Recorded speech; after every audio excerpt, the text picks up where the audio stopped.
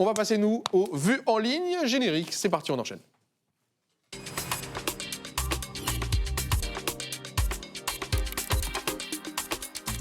Vues en ligne, vous le savez, on a pris plein de petites choses qui ont eu énormément de viralité, qui ont beaucoup circulé sur Internet. Et justement, on va pouvoir les expliquer, les mettre en avant ici. On a vu déjà YouTube et Instagram condamnés à verser 6 millions de dollars. C'est sorti hier, je crois que ça a été repris par Hugo Décrypte dans la journée. Oui. En tout cas, on a tous été choqués, on était partis vérifier l'info parce que ça sonnait assez étrange, parce que je me dis, s'il y a un précédent comme ça... il va y en avoir des gens qui vont se glisser dans la brèche. Le jury a conclu que Meta et Google avaient fait preuve de négligence en ne prévenant pas suffisamment les mineurs des dangers de leur plateforme. Donc la personne avait moins de 13 ans. L'adolescente est devenue une consommatrice compulsive dès l'enfance. Elle accuse les plateformes d'être responsables de sa dépression, de son anxiété et de ses idées suicides. Vous avez la suite. Et du coup, effectivement, il y a un précédent maintenant parce qu'ils ont été condamnés à lui verser 6 millions de dollars. Waouh, c'est quand même une news qui fait bondir parce que, alors, oui, on est tous quasiment accros. Là, il y avait aussi le problème d'âge et le fait qu'il fallait la protéger. Il y a cette loi que Macron a mis en avant il y a quelques temps sur l'interdiction des réseaux sociaux aux moins de 15 ans qui est en train, je crois, de se discuter, de se peaufiner.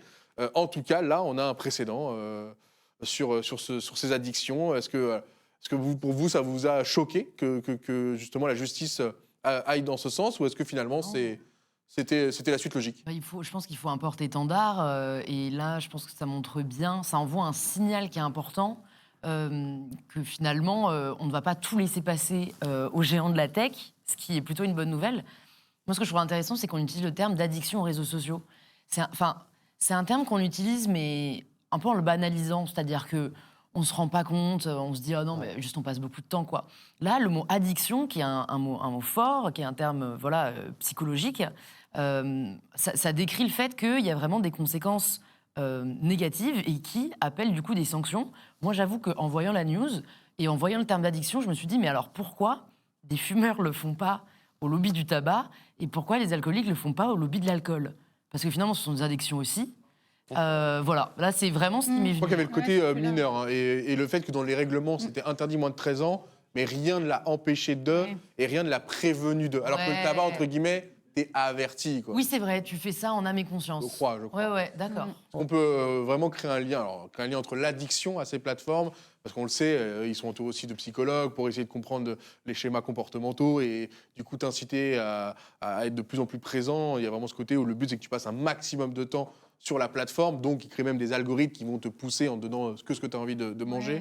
C'est ça qui est critiqué, quoi. Je crois qu'on avait regardé avant de monter sur le plateau qu'elle était à 16 heures. Ouais, 16 heures par jour. Par jour de temps d'écran. Ouais, mais allez voir les petits au collège, temps d'écran, t'es pas loin. Alors 16 heures, peut-être jamais. Ouais, 16 heures, ça veut dire que. Exactement, elle est sur son téléphone, elle dort et puis elle se réveille sur son téléphone. Donc là, il y a une énorme, d'un terme vraiment heure, grosse consommation, mais abusive, là, en tout cas, de mon avis. Du coup. Ouais, et donc du coup, là, le terme addiction, de la dopamine, toujours plus de dopamine. L'hormone du plaisir, il est là, et c'est ce qui est le plus affolant, je trouve. C'est quoi l'application sur laquelle vous passez le plus de temps? Sans faire le truc du temps d'écran global, mais l'application que vous utilisez le plus, ça peut être du streaming, ça peut être musical, une plateforme de divertissement. En dehors du travail, genre en dehors des mails, en dehors du travail, WhatsApp, quand t'es en off, quoi, quand tu commences à déconnecter, que tu te dis là, c'est pour WAM.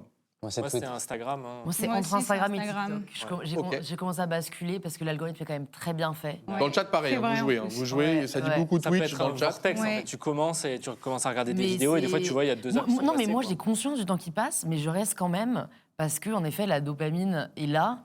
Ouais. Et en fait, moi, par exemple, j'adore la danse et du coup, j'ai que des chorés et du coup, je suis là, mais c'est trop bien, j'adore et tout.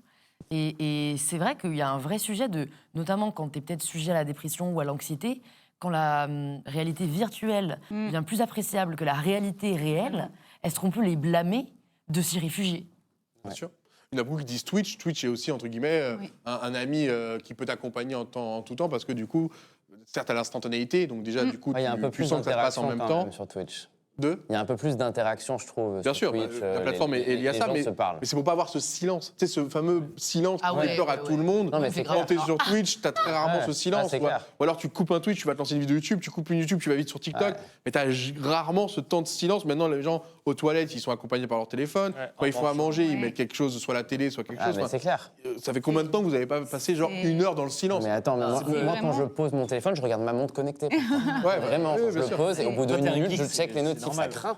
Ça craint. C'est C'est bien de le reconnaître. Hein. Il y a la peur de la solitude aussi. Voilà, au-delà de la dopamine, il y a le côté aussi peur de se retrouver avec soi-même et du coup de commencer à ruminer avec tous ces problèmes. Mais justement, c'est hyper important. Non, mais est-ce que c'est normal? Oui, non, mais c'est vraiment, ça fait peur de ruminer et puis comment on cesse les ruminations et ça, c'est des traits qu'en règle générale, au cabinet, c'est ce qu'on traite le plus avec. Tu dois avoir des faiblesses, Pénélope. C'est quoi l'application de ton côté? Allez, à vous. Insta. Ok, quand même. Mais tu le sais. Je le sais. Tu vas en connaissance de cause. Et encore, moi aussi, je commence à basculer sur TikTok et je vois que c'est vraiment très néfaste. C'est très bien fait. Nico, tu t'es pas prononcé? Moi, c'est Twitter. Je suis très différent de tout, mais par contre, X anciennement Twitter, précisément.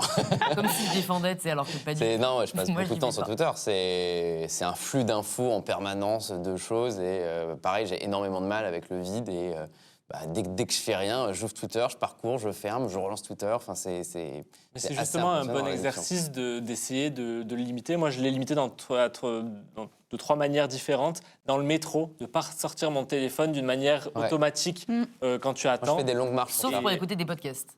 Sauf pour écouter. Mais justement, le silence, il est hyper important. D'être dans le silence, ça te fait réfléchir. On n'a même plus la capacité à réfléchir et d'assimiler tout ce qu'on a vécu dans la journée. Parce que même dans le métro, quand tu rentres chez toi ou quand tu prends le bus ou quand tu marches, tu t'es tout le temps connecté, en fait. Il n'y a plus de place à, justement, assimiler tout ce que tu as vécu. Donc, je pense qu'à un moment, ça déborde. Le traitement de l'information, il n'y est plus du tout. Hein. Et puis, on est dans cette société de consommation où toujours plus. Je ne sais pas si vous avez vu, mais alors, je vais peut-être dire une fake news à vérifier. Je crois qu'en Angleterre, maintenant, ils te demandent ta carte d'identité pour aller sur certaines choses sur Internet, voire même sur Internet au global. Je ne sais pas si quelqu'un a une précision. Je sais pas si ils ont passé une loi qui est un peu similaire à que les mineurs, c'est tout le monde. Oui, c'est sur les mineurs. Et l'idée, c'est que ce soit donc, ton iPhone, ton smartphone Android, ton ordinateur qui vérifie ta carte d'identité une première fois pour te dire à quoi tu as le droit et à quoi tu n'as pas le droit. Donc l'idée, c'est que si tu vas sur un site où tu n'es pas censé aller parce que tu n'as pas l'âge, ça va être automatiquement bloqué. Donc c'est une vérification une fois qui, derrière, va avoir un impact. Et c'est globalement ce que la France aimerait faire, même si on a de gros débats sur comment on vérifie l'identité et comment t'empêches les falsifications en Chine. Il y a plein de pays en Asie qui ont des choses comme ça. Sauf que les gens falsifient en utilisant la carte de leurs parents, tu vois, par exemple. Donc du coup, ça crée... C'est très compliqué de contrôler l'âge. Par contre, ce qui est dingue avec ce qui s'est passé, c'est que c'est ce que tu as dit, ça crée un précédent.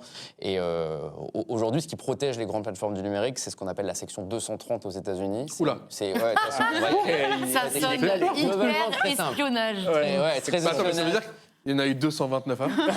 Il doit y en avoir. Non, mais c'est une loi en plus. Donc c'est même pas, désolé, c'est pas la CIA ou quoi que ce soit. Mais c'est une loi qui protège les plateformes de la responsabilité de ce qui se passe dessus. C'est-à-dire qu'on dit que si quelqu'un diffuse... Je suis un hébergeur. Exactement. Je suis pas responsable. Si quelqu'un diffuse une vidéo terroriste ou un appel au meurtre sur Twitter, Twitter n'est pas responsable. Ils y sont pour rien. Ils ne sont qu'une plateforme.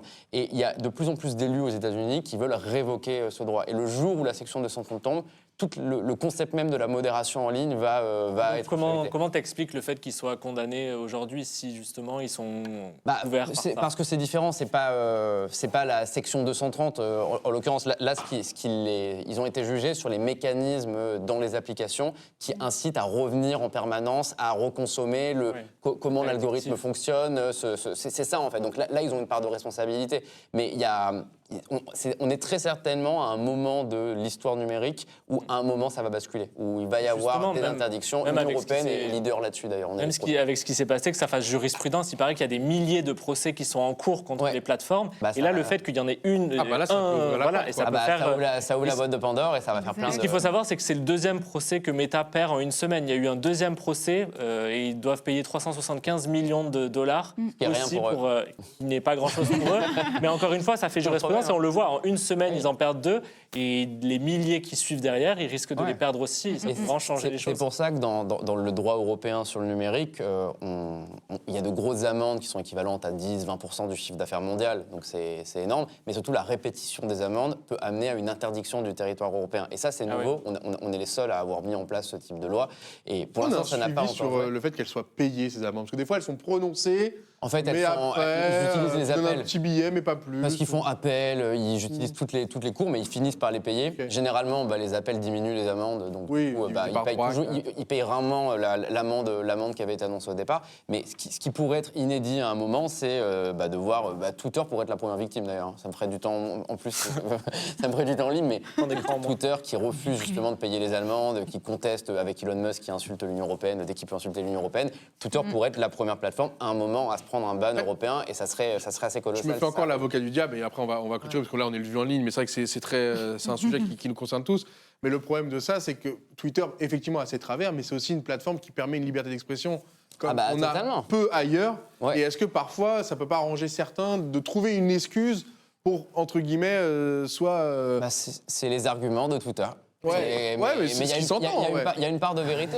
Il y a une part d'utiliser la part de choses un peu mal faites pour du coup brider tout le reste et qu'après ça devienne un stabis ou. Ce qu'il faut, c'est qu'il y ait une loi qui respecte la loi. C'est tout. Ouais. Et c'est par exemple, tu vois, on a beaucoup parlé de la certification. Alors c'est peut-être un peu ridicule quand on voit tous les autres problèmes qu'on a sur les réseaux sociaux, mais le fait que Twitter te permette de payer pour avoir le badge bleu et que du coup des gens peuvent usurper ton identité et avoir le badge bleu, l'Union européenne considère que c'est de la falsification pour l'utilisateur et que la plateforme du coup encourage des mécanismes de désinformation. Donc on demande à Twitter de changer ça. Twitter dit non, on ne changera pas ça. L'Union européenne, c'est des idiots. Du coup, à un moment, va falloir sanctionner Twitter et sans doute on en parlera dans cette émission. Ça avancera. Ça risque de revenir. Ok, en tout cas, vous voyez que pour des adultes, déjà, c'est très compliqué. Donc, imaginez pour des enfants, sortir de tout ça, c'est pas évident. Donc, soyez vigilants à ce qui se passe autour de vous. Deuxième news dans Vue en ligne, ça va être un peu plus féerique. C'est la nouvelle série sur Harry Potter qui a dévoilé son trailer. On peut la regarder, ça fait plaisir. Ça fait plaisir aux yeux. On regarde. Qui est cette personne? Pourquoi il y a mon petit cousin là qui a été C'est Hermione, non Le trailer, c'était le trailer, wesh. C'est ça le trailer non, mais il a changé le trailer. C'est trop dur à caster. Ils se ressemblent tous. Non, mais ils se ressemblent, mais une fois que t'es passé derrière les 3 iconiques, c'est dur, quoi. Il faut qu'on n'a pas les droits pour le trailer. Il faut caster des gens qui acceptent de faire. On a vu le petit Harry. On va pas financer le business. Non, mais en tout cas, je pense que vous l'avez vu parce qu'elle est sortie hier et elle a fait quand même rêver pas mal de monde. Mais forcément, ça relance quand même pas mal de sujets. Est-ce que déjà ça vous hype ou pas? Est-ce que vous avez été réceptif à cette saga? Est-ce que malgré aussi les polémiques qu'il y a pu y avoir sur l'autrice à un moment, ça condamne pas le projet pour une partie? Et est-ce que le casting aussi vous plaît? Parce que je crois qu'il y a eu une petite polémique sur le personnage de Rogue qui va être incarné par une personne qui est noire et que du coup les gens étaient en mode non, ça correspond pas au truc. Un peu en vrac comme ça, parce que comme on a fait long sur le premier sujet, on va peut-être pas faire aussi long sur celui-là. Moi j'ai jamais regardé Harry Potter, donc déjà je peux pas trop me positionner, mais depuis... La porte est là-bas. Mais du coup, c'est vrai que les polémiques avec J.K. Rowling sur ses propos transphobes, moi ça me donne pas envie de regarder. Mais comme je suis pas un fan d'Harry Potter, je vais pas me dire que je boycotte parce que... Est-ce que ça peut te chauffer du coup cette série-là pour te dire j'ai raté le premier train? Sans jeu de mots avec Harry Potter. Du coup, je prends celui-là. En plus, il y a des trains, c'est vrai. Mais non, parce que justement, les propos de J.K. Rowling sont trop lunaire et dangereux pour que je soutienne en fait. Alors, je sais pas si elle joue un rôle spécifique dans le remaster, mais effectivement, elle gagne des sous avec ça. Et voilà. Mais je sais pas si elle a joué un rôle. Elle dit qu'il y a plein d'autres séries à regarder. Elle supervise l'écriture. Non, moi c'est ce qui m'avait choqué à l'annonce du projet, c'est que je pensais qu'ils allaient en faire un sans elle, mais en fait c'est impossible. Et du coup, elle est vraiment impliquée et annoncée à la direction. En même temps, tout ça a été sorti de sa tête aussi, donc. Forcément, non, c'est très compliqué comme débat. Louise, toi, Harry Potter, je sais que forcément, t'es tombée dedans étant petite. Moi, ça me met dans une position difficile et après je le dis parce que je trouve que c'est sain aussi de reconnaître ces paradoxes et qu'on n'a pas forcément d'avis tranché sur tout. Donc moi j'ai adoré Harry Potter, voilà, c'est vraiment quelque chose qui m'a fait rêver, c'est quelque chose avec lequel j'ai grandi, je les ai lus plusieurs fois et tout. Je suis allée au parc, enfin bref, la totale. Et à partir du moment où elle a commencé à avoir ses propos transphobes, au début, comme tout le monde, je me disais non mais ça doit être exagéré, etc. Et au final, j'ai creusé, et en fait, c'est pas que des J.K. Rowling propos, est vraiment transphobe. revendiquer. Et revendique, elle finance l'industrie transfert. Et donc, c'est chaud, en fait, aujourd'hui, voilà, c'est un peu une position hyper compliquée. Bon, tu vas regarder en cachette, quoi. Donc, peut-être que je dirais à des amis de mettre et peut-être je me mettrais derrière la porte, comme ça. C'est OK. Non, mais je te jure que, pour le coup, il y a parfois parfois, je suis très claire, je sépare l'homme de l'artiste, parfois, je sépare pas. Mais là, j'avoue, c'est une situation, c'est pour ça que je le dis, parce que on a le droit d'avoir des hésitations, je sais pas quoi faire. Voilà. Termino qui dit « elle a tout dit ». Ah oui, forcément, les gens se reconnaissent dans c'est vrai, nous dit Yann aussi juste après. C'est vrai. Enfin, c'est vrai. Ce que dit Louis, c'est vrai.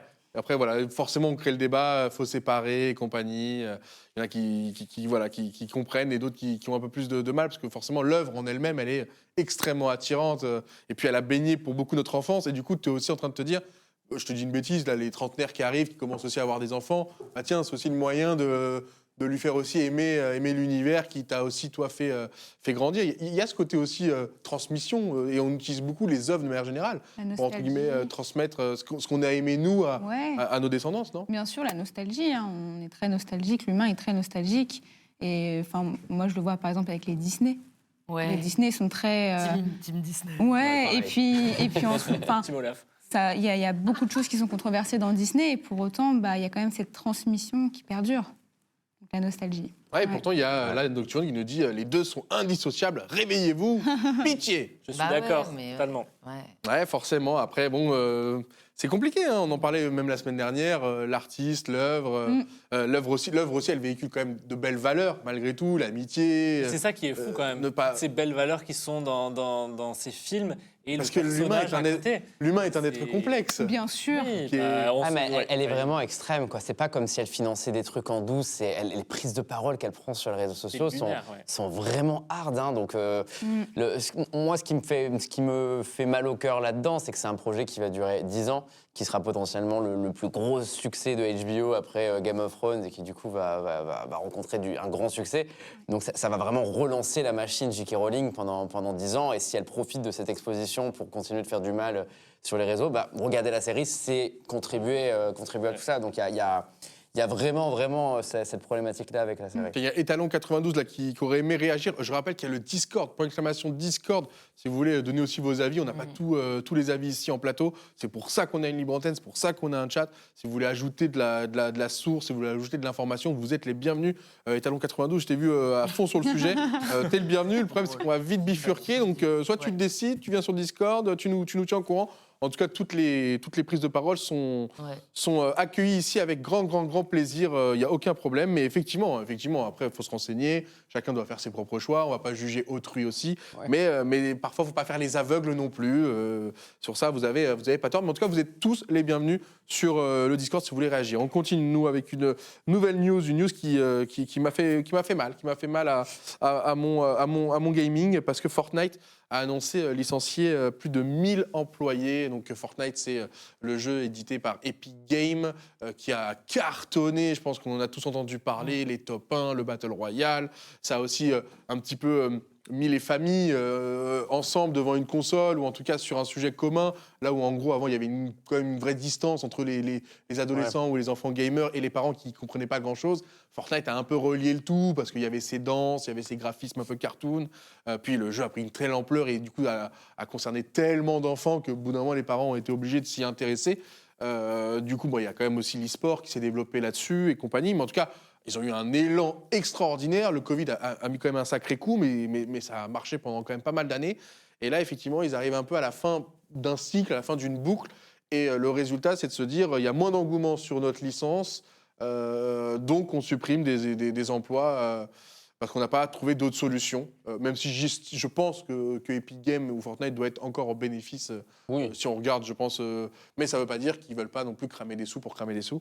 C'est ça qui est assez fou, parce qu'il disait « aidez-nous à payer nos factures », en parlant justement et donc de jouer au jeu, mais aussi de justifier les licenciements. On dirait la troupe de théâtre de marionnettes. C'est quand même une entreprise qui génère des milliards. Pourrait faire un appel aux dons, finalement. Bah ouais, qu'il fasse un appel aux dons, là. Essaye. Mais oui, non, c'est quand même assez lunaire. Et je pense que ça justifie aussi parce que l'IA débarque aussi dans les univers des jeux vidéo. Ah, la bonne excuse. Je pense que voilà, c'est une bonne excuse pour virer 1000 personnes et derrière faire avec l'IA, quoi. Possiblement. Ouais, et c'est aussi un fonctionnement très américain des choses. Nous d'un point de vue français, quand on pense à licenciement, on pense à des mois de préavis, des indemnités. Oui, on pense à toute la galère français. Dans l'industrie de la tech et du jeu vidéo, ça licencie à tout va. Enfin, ils peuvent en licencier 1000 et dans 2 mois, on embauche 1000. Ça peut être, c'est juste comme ça que ça fonctionne. Ils font des calculs, ils ont plus besoin de ces personnes, paf, ils les dégagent et ils n'ont absolument rien à leur payer. Donc il y a cette souplesse-là qui est assez terrorisante d'un point de vue français, qui fait que dès qu'un projet va un petit peu moins bien, le premier réflexe, c'est le licenciement.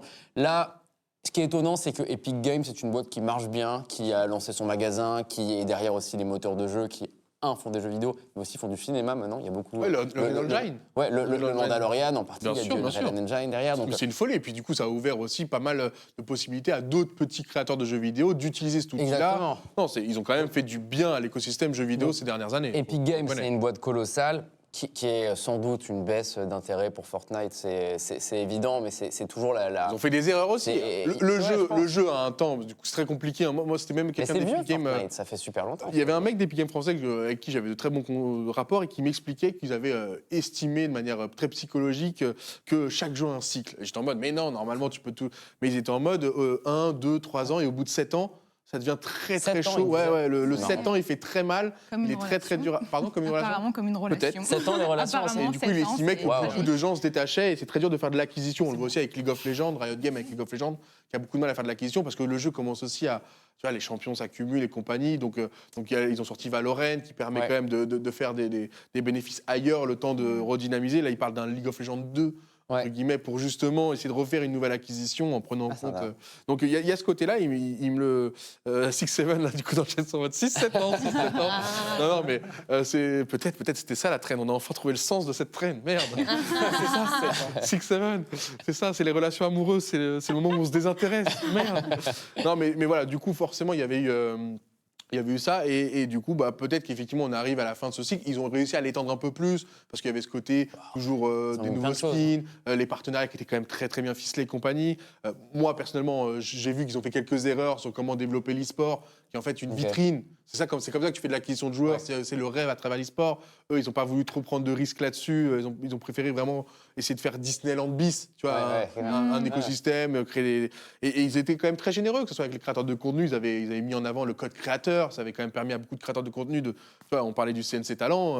Epic Games, normalement, c'était le CNC Talent à grande échelle parce que ils étaient tellement généreux dans leur répartition que du coup, tu pouvais passer de amateur à pro en création de contenu grâce uniquement à l'écosystème de Epic Games. Là, maintenant que ce code créateur s'est un peu essoufflé, ils ont une capacité de donner beaucoup d'argent à ceux qui créent des maps.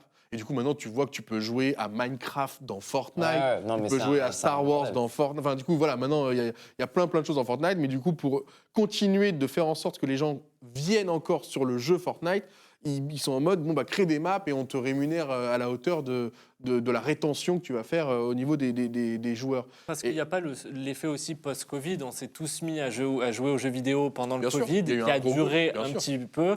Et là, en fait, on se prend le retour où les gens reprennent un peu leur vie aussi et peut-être jouent moins aux jeux vidéo, quoi. Et ça fonctionne par pic aussi, Fortnite. Je pense qu'il y a des extensions, des additions qui font que les gens viennent d'un coup et repartent. Mais c'est vrai qu'on en entend un peu moins parler de Fortnite en ce moment. Donc, c'est pas tellement... Ils payent aussi un peu. Voilà, forcément, c'est très, très dur d'exister sur la durée. Ils payent un peu leurs erreurs. Parce que, selon moi, développer l'e-sport aurait dû être une des priorités. Ça coûte très cher, en fait. Le problème de l'e-sport, c'est que tu vois l'argent fondre, mais tu vois pas l'acquisition de joueurs qui, du coup, est générée via ça.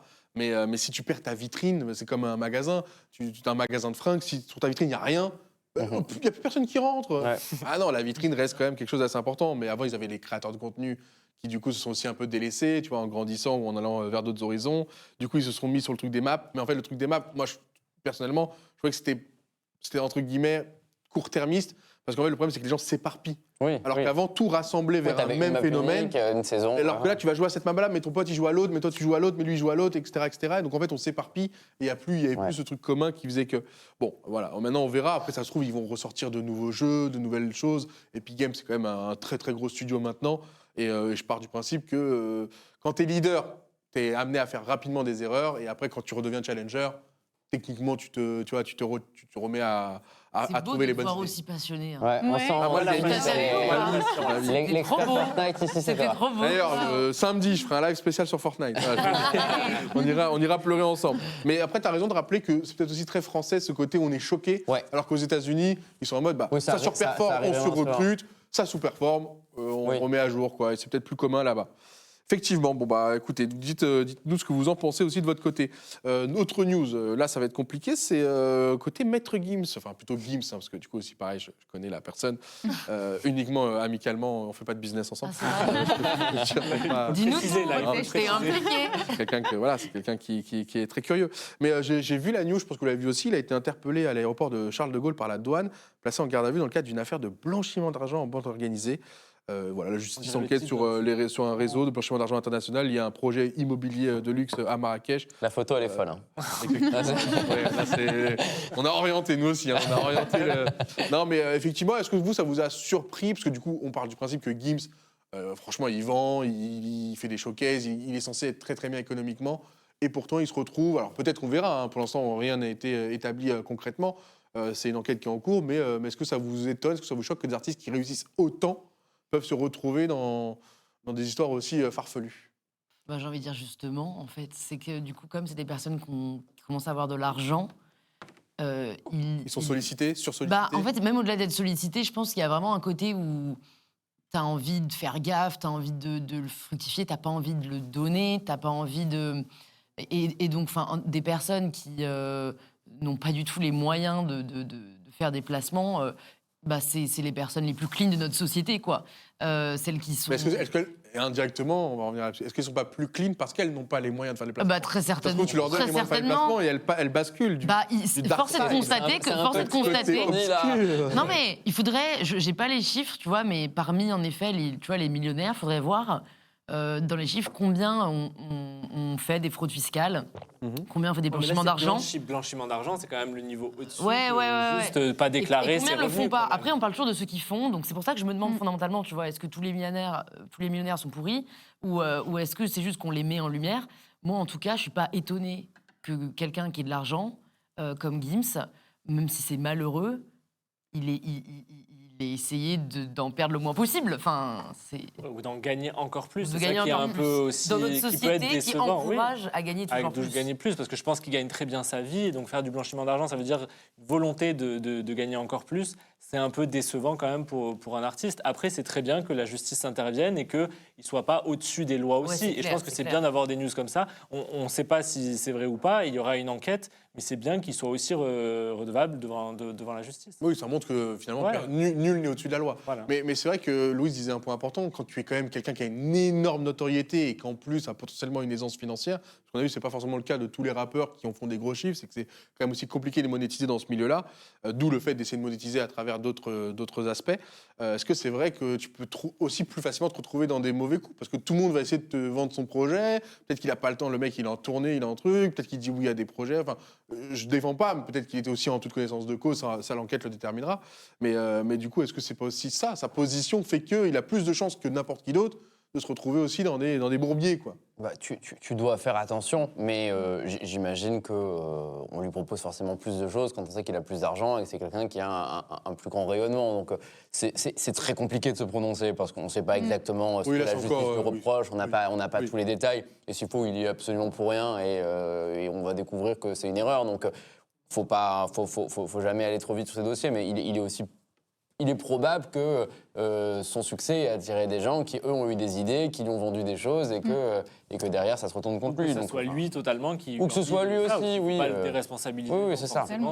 Mais en tout cas, comme disait Louise, l'argent attire l'argent et forcément, quand on a ce succès-là, ça doit pousser, ça doit encourager ce type d'action et c'est dommage quand ça arrive parce que c'est toujours décevant quand dans des personnalités qu'on aime, qu'on adore. C'est ceux qui n'ont pas besoin. Tu vois, moi, c'est vraiment un truc que je me dis, genre, oui, c'est logique, parce que je pense qu'il y a un côté picsou, quoi. Plus t'as d'argent, plus t'as envie de le garder. Non, pas le garder. C'est que, on en parlait la semaine dernière, c'est que le fait d'être sensibilisé à l'éducation financière, merci, tu m'as aidé. C'est pas évident parce que lui, il en a tellement qu'il se dit faut qu'il fructifie, tu vois, il va pas garder des. Ouais, mais il peut le faire dans le respect de la loi. Livret A capé. Bah ouais. Livret A complet. On sait où va l'argent de toi, Guy. Petite assurance vie sécure. Ouais, voilà. Profil, tu prends pas de risque. Bon père de famille. Bah ouais. Gims à la banque, oui, bon père de famille. C'est décevant, quoi. C'est des mecs, ils ont déjà beaucoup. Non, mais ça se trouve, je te dis une bêtise, ça se trouve, il est sur 800 business et il n'y en a qu'un qui a un problème. Et les 799 autres se tournent bien, tu vois. Et malheureusement, le gars a trop de thunes. Il aurait dû s'arrêter à cela, ouais. Peut-être, mais ça, c'est toujours un peu, surtout si c'est avéré, il y a toujours une part de déception. Après, laissons la justice faire son travail. Je suis assez d'accord. On va aller sur le dernier sujet, et celui-là, il est beaucoup plus triste, hein, forcément, parce que je pense que Gims, ça va aller, il va réussir à ressortir la tête de tout ça, et on verra avec l'enquête. Mais là, il y en a bien une qui, malheureusement, ne pourra plus s'exprimer par rapport à ce qu'elle a pu vivre ou subir, parce qu'on va parler rapidement de la mort de Loana, qui est arrivée, qui est tombée hier, mais du coup, on a compris que c'était en fait bien plus tôt. C'est juste qu'on a découvert ça très tardivement, ce qui met aussi en avant à quel point elle était seule. Donc ex-candidate de télé-réalité pour les plus jeunes qui nous regardent, qui avait fait le Love Story il y a quand même c'était début des années 2000, 2001 je crois, Love Story, ça devait être 2001. Effectivement, elle avait été révélée dans Love Story justement, et donc effectivement, là elle a été retrouvée décédée dans son appartement, et on sait à quel point c'était compliqué pour elle depuis un bon moment et qu'elle essayait de rebondir, elle essayait de repartir, mais c'est jamais évident quand tu combines entre la solitude, le fait d'avoir potentiellement le côté substance qui vient un peu atténuer tes douleurs et qui du coup finalement à court terme guérissent un peu, mais en fait à moyen long terme t'enfonce encore plus bas. Et honnêtement, c'est un sujet très, très douloureux. Je pense que c'est une personnalité qui parle à beaucoup de monde sur Internet, parce qu'on a techniquement rêvé et grandi avec elle. Ça a été l'avènement de la télé-réalité, ça a été le premier pas.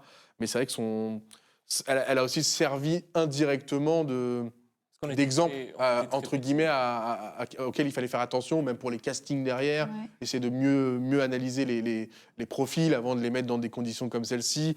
La notoriété qui tombe du jour au lendemain. Bon, aujourd'hui, avec les réseaux sociaux, on a compris que ça peut arriver, mais les gens sont un peu plus armés, il y a plus de précédents, il y a plus de manières de s'informer. Elle, ça lui était tombé dessus de manière radicale, à une ampleur phénoménale. Puis derrière, c'est très compliqué, parce que quand tu as fait un bon coup, ça ne veut pas forcément dire que toute ta vie, tu vas faire des bons coups, et il suffit que tu te retrouves dans le mal, et finalement, si tu n'es pas construit intérieurement, et si tu n'as pas l'entourage tous tes démons reviennent, mais 10 000 fois plus énervés, quoi, en mode « Ah, tu t'es fait plaisir pendant un petit temps, regarde ». Et là, tout chute d'un coup. Donc la pauvre Loana, ça a été un combat très très long depuis Love Story. C'est ce que tu disais, je trouve qu'il est hyper intéressant, c'est qu'en fait, on lui a demandé de nous faire rêver, et quand elle n'a plus réussi à faire vivre ce rêve, elle est partie. D'ailleurs, elle est partie bien avant qu'elle parte physiquement. Comme tu dis, ça fait des années qu'elle se bat contre de nombreux troubles. Mais je trouve que c'est vraiment ce qu'on n'a pas vu assez tôt avec la télé-réalité, c'est que le fait d'arriver à un stade hyper haut, de notoriété hyper fort, et puis voilà, de désirabilité où on doit jouer un rôle, quand il n'y a plus rien derrière, quand il n'y a plus les caméras auxquelles on a été habitué, quand il n'y a plus l'amour auquel on a été habitué, en fait, c'est hyper difficile parce qu'on ne sait plus où repose notre valeur. C'est-à-dire que notre valeur qui a reposé pendant très longtemps sur notre apparence, sur la désirabilité et sur le rêve, après, tu passes des années à essayer de la trouver ailleurs. C'est comme si c'était un produit, en fait. On l'a utilisé, on l'a essoré pour faire de l'argent. Moi, je vois ça vraiment comme un échec collectif où on n'a pas su la protéger dans ces moments les plus difficiles. Et on l'a sexualisée dès son entrée dans Love Story. En 2001, on était très jeunes. Moi, j'avais 2 ans, donc j'ai pas vu ces images. Mais ça nous a suivis pendant parler après. Mais pendant vraiment longtemps. C'était un symbole. Mais c'était un symbole qu'on a vraiment utilisé jusqu'à la moelle, jusqu'à ce qu'elle en décède. Et je trouve qu'on a une responsabilité collective sur ce qui s'est passé avec Loana. C'est vrai que c'est pas évident, parce qu'effectivement, elle a signé sans connaissance de cause. C'est-à-dire que les télé-réalités aujourd'hui, c'est quand même quelque chose qui est très répandu, mais entre guillemets, parce qu'on voit quand même que c'est pas facile pour tout le monde, mais entre guillemets, ils savent sur quoi ils signent. Parfois, voilà, ils savent qu'ils vont être parfois après dérangés dans la rue, reconnus et compagnie. Mais à l'inverse, ils ont ce côté où ils vont pouvoir potentiellement faire fructifier leur image à travers d'autres biais. C'est vrai à l'époque, Loana, vu que c'était la première, et finalement, c'était pas elle la première influenceuse, entre guillemets, avant l'heure, parce que finalement, elle avait tout pour, juste que le game n'existait pas à sa sortie, et donc du coup, elle est passée de tout à rien assez rapidement, mais je crois que même qu'après, elle avait défilé pour des grandes marques et compagnie, donc il y a eu quand même un temps avant que forcément tout ça s'écroule, si tu n'arrives pas à construire quelque chose de durable. Finalement, elle avait construit des choses durables, elle avait des entreprises, elle avait, mais les médias ont continué à appuyer là où ça faisait mal justement et là où ils pouvaient en tirer profit. Et donc il faut être fort mentalement. Voilà, donc ils l'ont détruit en fait. Elle était très mal entourée aussi.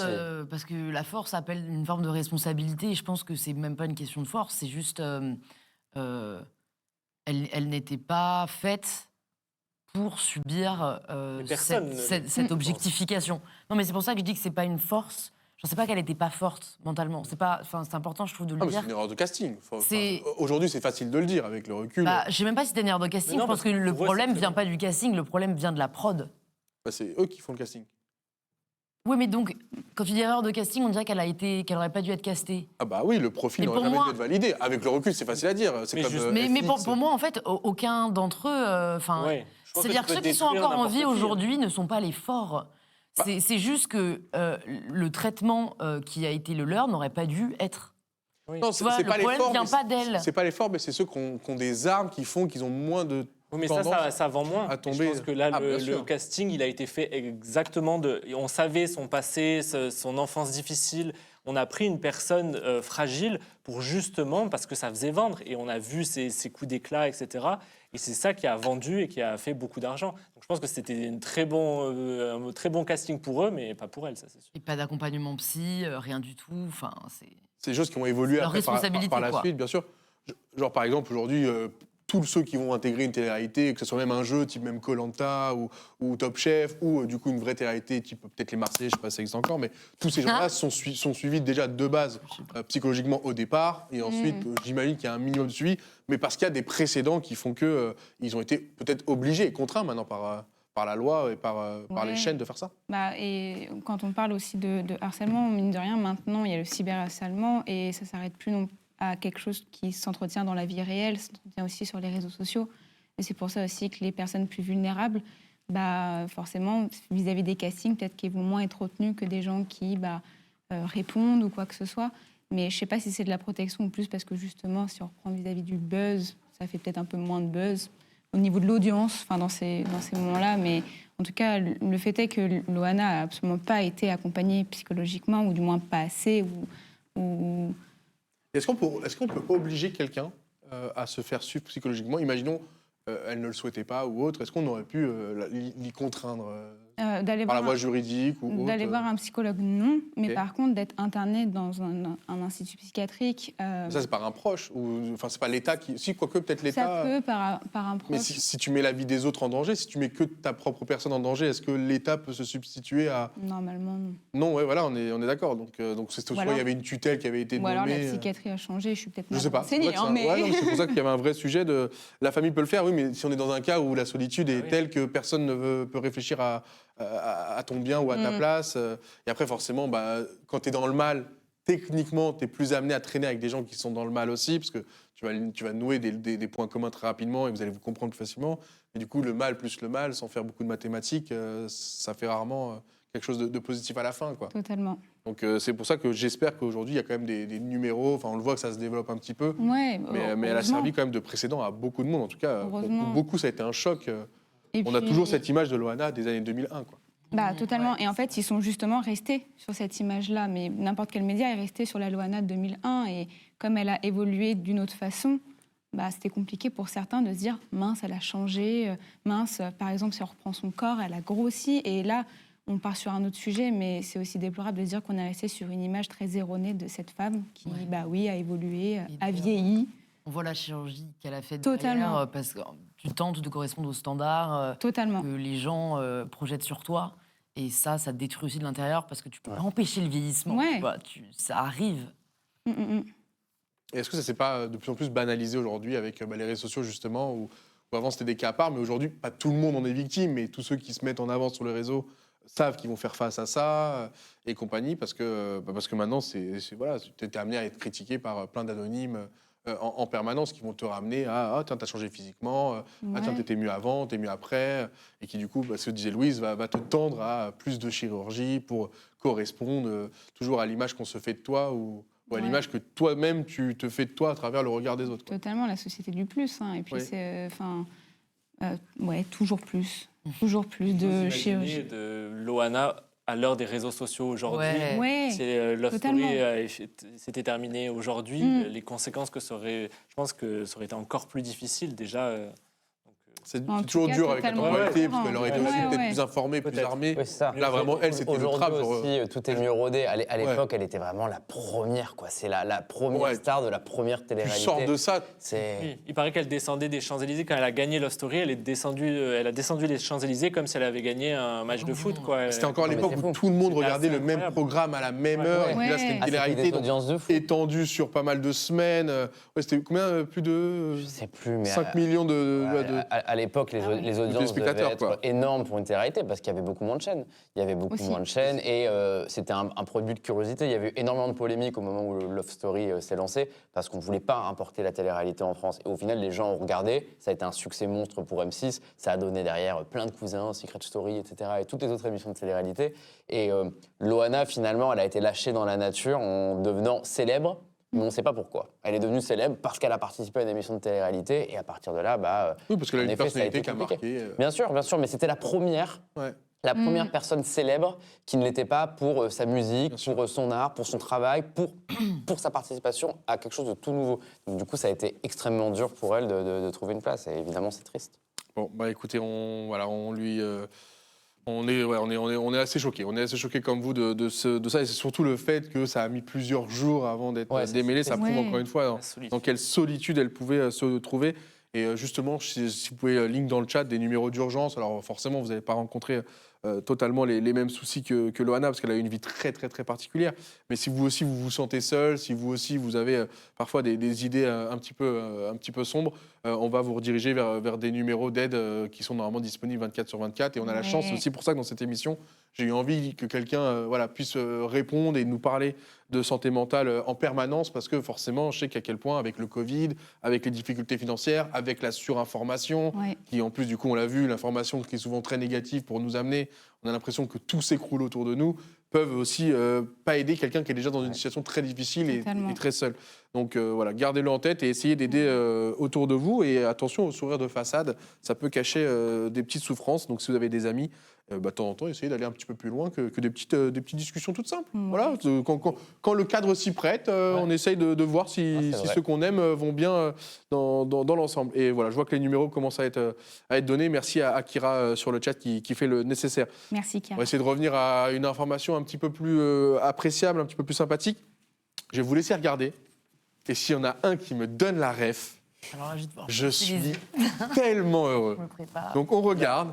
La pression. Et non, vas-y, juste on met la vidéo. Alors le chat, je pense que vous allez être trop fort, mais dans tous les cas, eux ne voient pas vos réponses, donc vous pouvez jouer dans le chat. Là, c'est mauvais. Le premier qui me donne la ref.